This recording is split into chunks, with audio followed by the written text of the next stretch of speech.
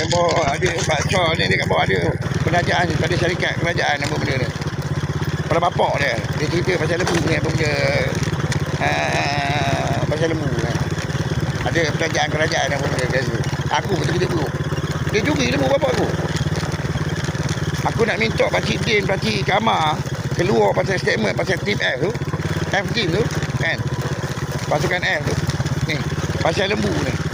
Macam mana yang dia orang ni boleh mula terperasan pasal lembu ni.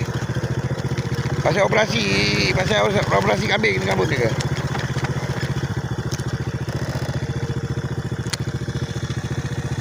Balik. Balik.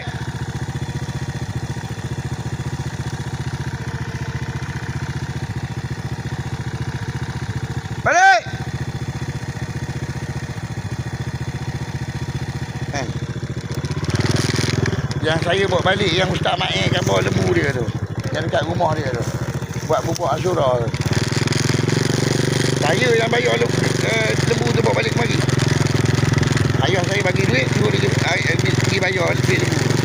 Ayah saya kata tak ada kena-mengena dengan siapa. Ini duit hang jual daging itu. Yang hang kata orang kata hang sorok duit tu. Memang dia sorok. Takut kena curi. Takut apa benda anak Yameh mari curi. Tak pun Pak Usuk ni mari curi. Atau geng-geng gila tu mari curi. Geng-geng apa benda Ma'in ni. Ismail Mehat ni. Sebab mak aku dah 7 bulan, 8 bulan dah jaga dekat rumah. Jadi dia tu. Kan? Kena colek dengan Ma'in. Ma'in Mehat ni.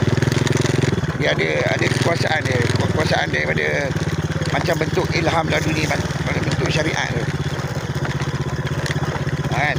Dalam bentuk wahyu tu kan. Balik! Oi! Balik!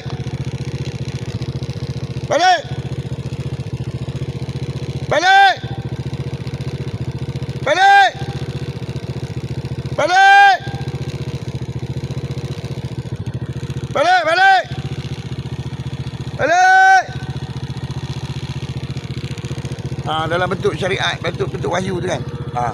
Balik!